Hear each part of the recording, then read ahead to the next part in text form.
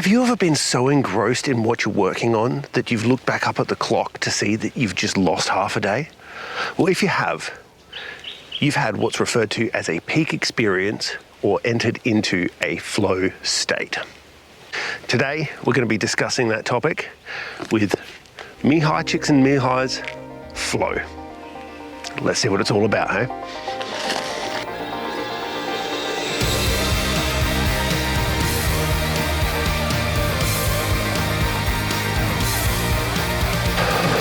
How are you all doing today, guys? I hope you're well. Welcome back to Walk It Off. I'm your host, Nathan, and today we are going to be discussing Flow by Mihaly Csikszentmihalyi.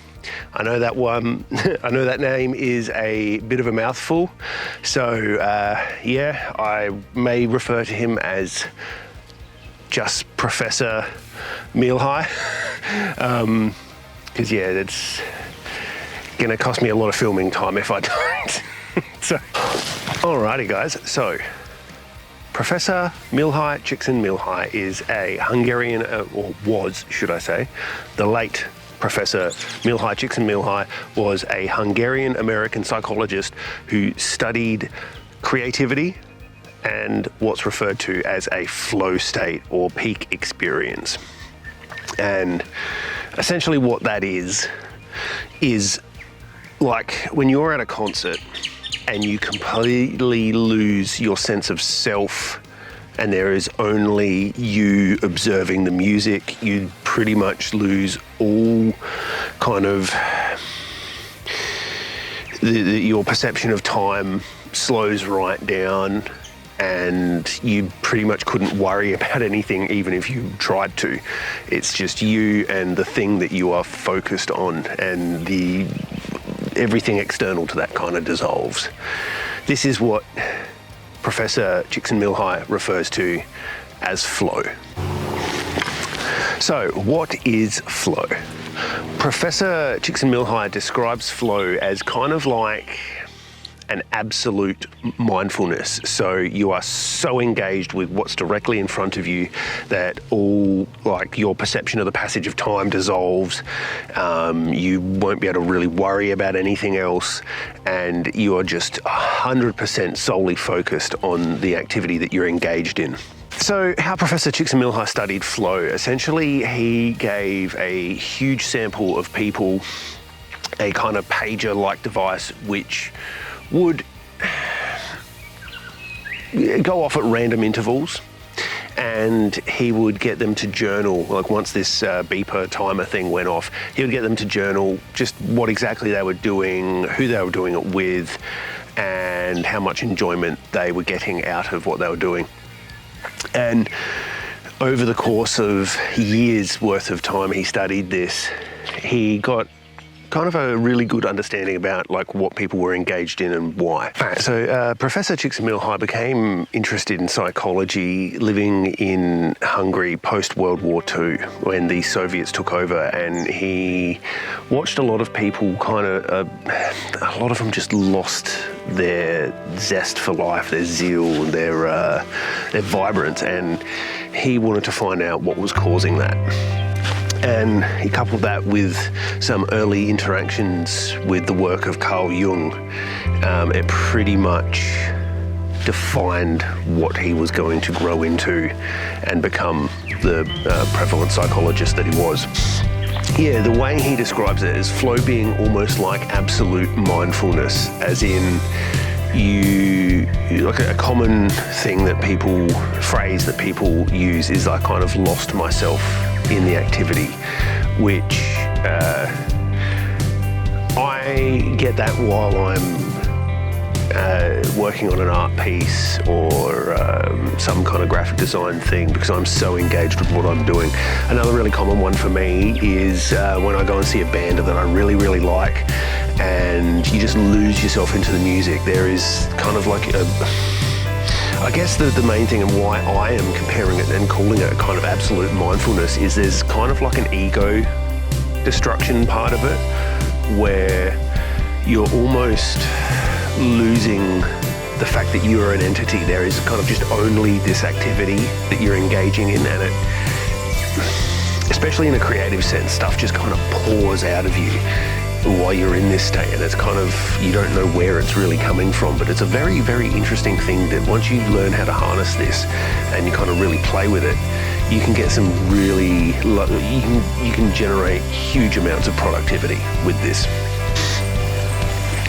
So one of the really, really prominent things that came out of the study that was giving people the ability to generate a flow state is very, very clearly defined goals, and also a matching of the person's skill level of this activity to the thing that they're trying to do. So the skill level needed should be, you should be engaging in something that is a challenge to you, but still it is an achievable challenge.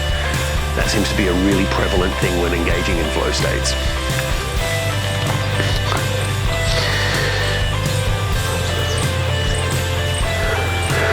Another one is, obviously attention, and that's my primary thing for calling it an absolute type of mindfulness, is that the attention is super focused and everything external to the activity completely falls away, and it can even be to the detriment of the person's health. A lot of artists lose track of time to the point where they don't even actually need sleep. They're so engaged and they need to get this thing out of them that their health and sleeping pattern may become secondary to completing this goal.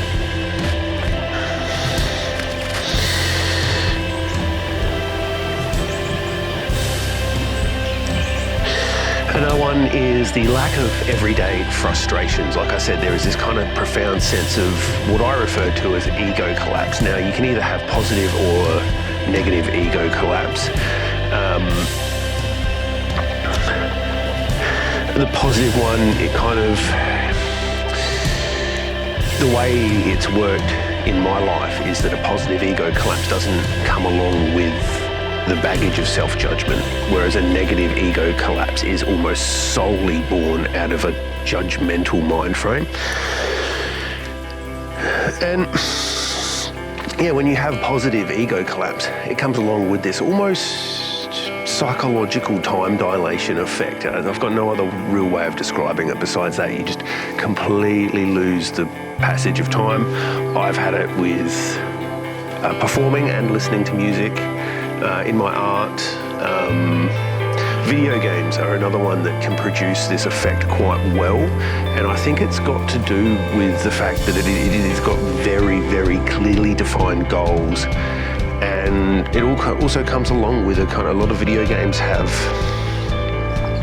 what's referred to as like a skill ramping, where skill and difficulty ramping, where the difficulty is matched expertly to the skill level of the player. Now, a term that has come up in my line of work in the design and marketing and branding arena, it wasn't invented yet, but it clearly comes up in the idea of flow states, and that's a gamification of an activity. Now, you just heard me talk about how video games have very clearly stated goals in that. It's almost taking a video game-like approach to the construction of the activity and how you want to get it done, and kind of making, it's literally the making of a game out of an activity. I can't really break it down any simpler than that, because when you're really enjoying it and the task is matched to your skill level, it becomes fun. Like I said, it's an unconscious gamification of whatever you're working on, which is a really beautiful thing in my opinion.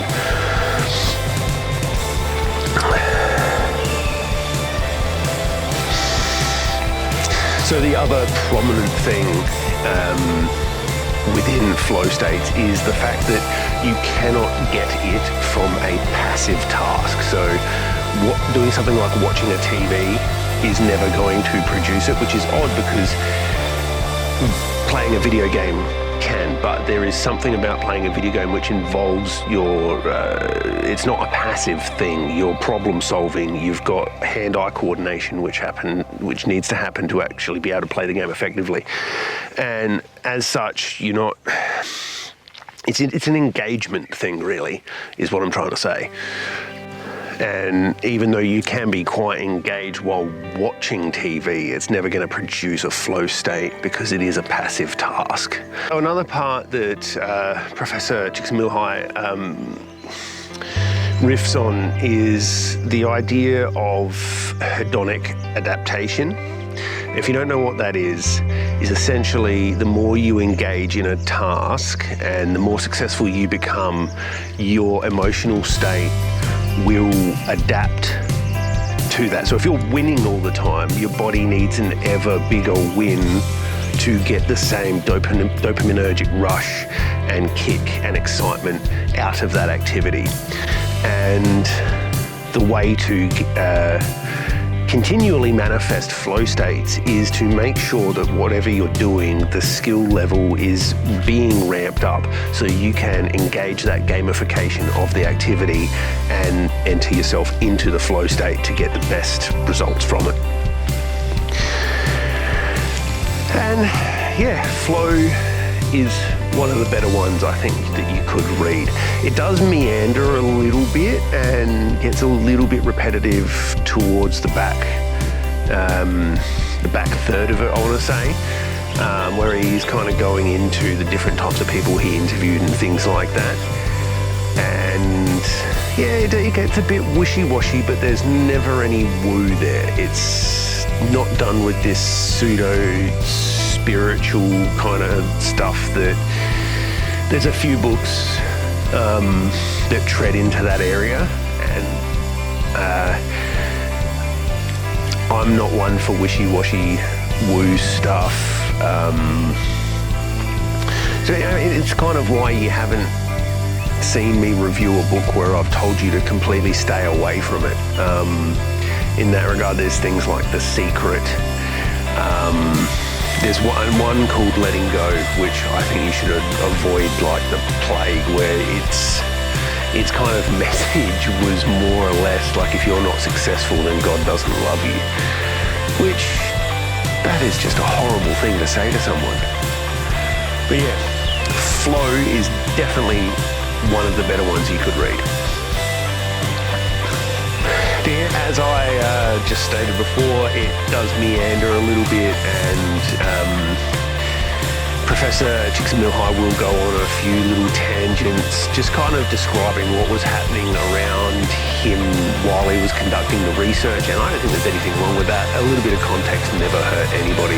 But yeah, I could see how some people might be put off with it if you're much more nuts and bolts and you want something purely instructional. You could probably just read the Cliff Notes version of Flow, and you'd probably take away the same content level as if you've had read the whole book. But I think it is genuinely interesting to find out what was happening around the professor when he conducted these studies. It's quite interesting. It's almost like the science itself is very interesting, but we can't forget about the context within which the science was done and the very human stories that surround it. Alrighty guys, have you read Flow by Mihaly Csikszentmihlayi? If you have, I'd love to chat to you about it in the comments below. This is probably one of my favourite mental health books that I've read in the last year. And yeah, if you haven't read it, do yourself a favour and check it out. It is a wonderful piece of writing, and unlike some other psychology, mental health books, it doesn't get bogged down in psychobabble jargon, which for a lot of people I think will be a huge benefit. It's spoken in a language that is very accessible, and I think a lot of people could really use that. So yeah, let's chat about it. Check it out. It's well worth your time. But alas, it's time to pack this one up. So I'm Nathan. This is Walk It Off. Take care of each other. Take care of yourselves. Go outside. Get better. Be awesome, you wonderful human beings. I'll catch you next time.